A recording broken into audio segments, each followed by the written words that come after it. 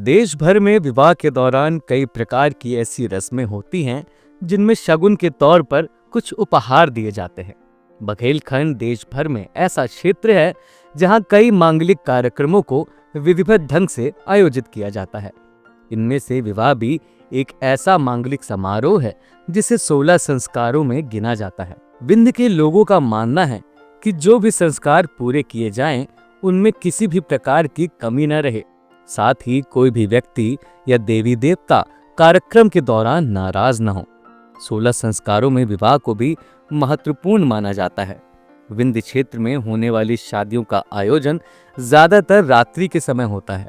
यहाँ भी विवाह के दौरान कई प्रकार की ऐसी रस्में होती हैं जिनमें शगुन के रूप में उपहार दिए जाते हैं, जिसे नेग के नाम से जाना जाता है। विंध्य के लोगों का मानना है कि नेग देने का मतलब धन खर्च नहीं होता। ये एक परंपरा है जो नए रिश्तों में आपसी संवाद को जोड़ने के लिए बनाई गई है।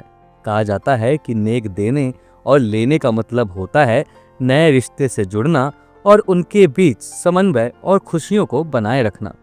तो आज हम आपको बताएंगे कि नेग क्या होता है, विंध्य क्षेत्र में शादी के दौरान इसे कब दिया जाता है और नेग लेने का अधिकार किसे होता है।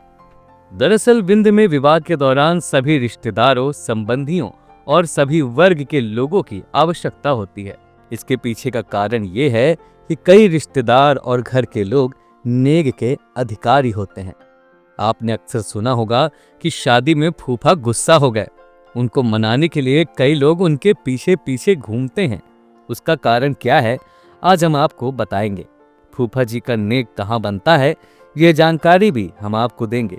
आइए अब हम जानते हैं विंध्य में होने वाली शादियों के दौरान मिलने वाले सभी नेगों के बारे में।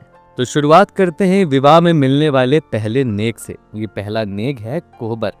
दरअसल विंध्य में कोहबर विवाह से 1 या 2 दिन पहले बनाई जाने वाली एक चित्रकारी है, जिसे वर वधू दोनों पक्ष में बनाया जाता है। इसे बनाने का काम बुआ करती हैं। बुआ द्वारा बनाई गई इस चित्रकारी के लिए वह मुंह मांगे नेग की अधिकारी भी होती हैं। इसके लिए बुआ को पूरा हक दिया जाता है और वो अपने इच्छा अनुसार जो भी मांगे उन्हें दे दिया जाता है। यदि आपको विवाह के दौरान बुआ के महत्व को जानना है तो आप माटी द्वारा जारी किए गए पिछले वीडियो कोहबर को देख सकते हैं। दूसरा नेग है नहछू। दरअसल नहछू विवाह के दिन नाइन या नाउन द्वारा किया जाता है। इसमें वर या वधू के फूफा का भी प्रमुख किरदार होता है। नाउन द्वारा वर या वधू के नाखून काटने से लेकर उस पर महावर लगाने का काम किया जाता है। इस दौरान फूफा द्वारा साड़ी से छाया की जाती है। विवाह में फूफा जी का बहुत महत्व होता है। यही वो रस्म है जहां फूफा जी नाराज हो जाते हैं।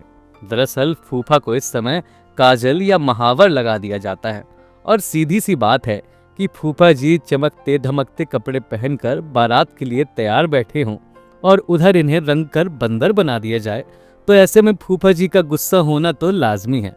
खैर, उन्हें मनाने के लिए महंगे कपड़े और अन्य उपहार दिए जाते हैं। साथ ही नाउन को भी उसकी मांग के अनुसार न्यौछावर किया जाता है। तीसरा नेग है कलश उतराई। बारात जब दरवाजे पर आती है तो उसी समय द्वार की पूजा रस्म होती है, जिसे बघेलखंड में द्वारचार के नाम से जाना जाता है। इस दौरान पूजा के लिए कलश रखना पड़ता है। इस कलश को रखने का रस्म वधू की बुआ करती है। बुआ को इसके लिए वर पक्ष द्वारा मुंह मांगा नेग दिया जाता है। चौथा नेग है लावा परसाई का। विंध्य में विवाह के दौरान 7 फेरे लेते समय लावा परसाई की एक रस्म होती है। ऐसा इसलिए होता है क्योंकि लड़की तो घर से जा रही है, पर जाने के बाद मायके में कभी धन धान्य की कमी न हो, उसके घर में हमेशा सुख समृद्धि बनी रहे, इसीलिए रस्म में लड़की के भाई द्वारा उसे धान का लावा दिया जाता है, जिसे हाथ में लेकर वह पीछे की ओर फेंकती है और माता पिता द्वारा उसे आंचल में भरकर पूरे घर में छींटा जाता है। इसके लिए लड़की के भाई को वर पक्ष द्वारा नेग के रूप में नए कपड़े और अन्य भेंट की जाती हैं। 5वां नेग है जूता चुराई का। वैसे तो विवाह के दौरान ये रस्म देश भर में होती है, लेकिन विंध्य में इस रस्म का अलग ही महत्व होता है। इस रस्म में दुल्हन की छोटी बहन द्वारा दूल्हे के जूते चोरी कर लिए जाते हैं। जूते वापस लेने के लिए दुल्हन की छोटी बहन को वर पक्ष द्वारा मुंह मांगा नेक दिया जाता है। कहा जाता है कि लड़की की छोटी बहन विवाह के समय मुख्य भूमिका में होती है। उसे लक्ष्मी मानकर उपहार स्वरूप भेंट की जाती है। छठवां नेग है द्वार छकाई या मसूर अंगड़ाई का। दरअसल विवाह संपन्न होने के बाद जब वर वधु को कोहबर के पास ले जाया जाता है तो उस दौरान दूल्हे राजा को वधु की भौजाइयों का सामना करना पड़ता है।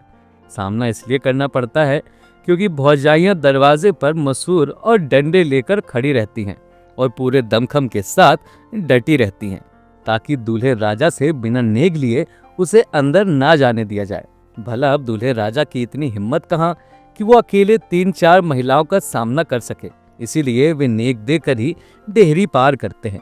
वधु की भाभियों को उनकी इच्छा अनुसार नेग देकर ही वर कोहबर में प्रवेश करता है। सातवां नेग है कलेवा खबाई का। विवाह संपन्न होने के बाद दूल्हे और उसके भाइयों को मंडप के नीचे भोजन कराने की रस्म पूरी की जाती है। इस दौरान दूल्हे राजा खामखा नाराज हो जाते हैं और खाना भी नहीं खाते। उन्हें मनाने के लिए दुल्हन के पिता द्वारा नेग के तौर पर सोने के गहने या पैसे दिए जाते हैं। आठवां नेग बनता है मड़वा ढुलाई का। विदाई की रस्म पूरी होने से पहले एक रस्म होती है मड़वा या मंडप हिलाने की। इसके लिए वर के पिता, ताऊ और चाचा द्वारा मंडप के नीचे जाकर समधिनों से परिचय किया जाता है।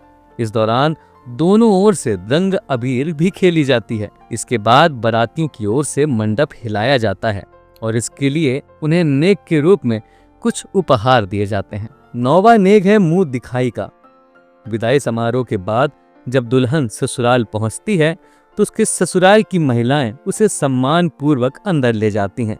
इसके बाद उसकी मुंह दिखाई की रस्म पूरी की जाती है।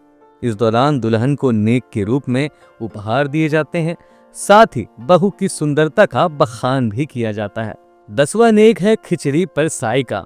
ससुराल पहुंचने के बाद दुल्हन द्वारा पहली बार घर के सभी बड़े बुजुर्गों और रिश्तेदारों को भोजन कराया जाता है, जिसे खिचड़ी परसाई के नाम से भी जाना जाता है। इसके लिए पंगत में बैठकर नई बहू सभी को भोजन कराती है, जिसके बदले में उसे नेग के रूप में उपहार दिए जाते हैं। साथ ही सभी उसके दाम्पत्य जीवन को सुखी रखने का आशीर्वाद देते हैं। 11वां नेग बनता है दुल्हन और ननंद के लिए।